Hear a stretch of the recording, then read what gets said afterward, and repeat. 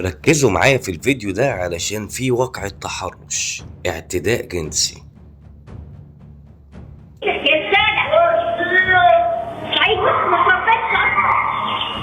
خد اللي فيه النصيب ومشي. طيب خلينا بالبطيء كده علشان خاطر ما نبقاش ظلمنا حد. الفيديو منزلاه الجزيرة وبتقول ان هو في شوارع سوهاج، وبتقول ان اتحرش بيها في وضوح النهار. خلينا نشوف عملية التحرش كده.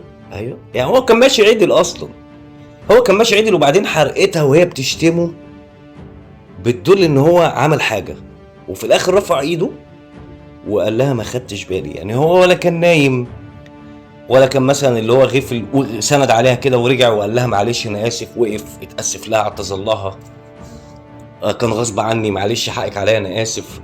كان حتى اثبت حسن نية ان فعلا ان هو ما عملش حاجة، انما هو خد بعضه ومشي، يعني هي مقصودة.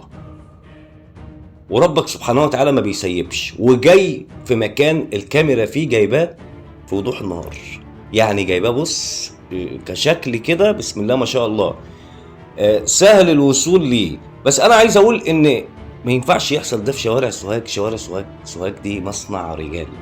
سوهاج هنا سيوط خط الصعيد مصنع الرجال، ما ينفعش يحصل فيه الكلام ده. وانا واثق ان قبل ما الداخلية تتحرك انها تجيب المجرم ده، رجالة سوهاج هيقوموا بالواجب وهيسلموه بايديهم، ان هم ما يسمحوش ابدا بحاجة زي كده تحصل عندهم. وانا علشان ما اتهمش حد زور اتفرجت على الفيديو اكتر من كذا مرة، وكل مرة بغل فيها بصراحة من الشخص اللي قدامكم ده، لانه فعلا شخص مجرم ويستحق العقاب.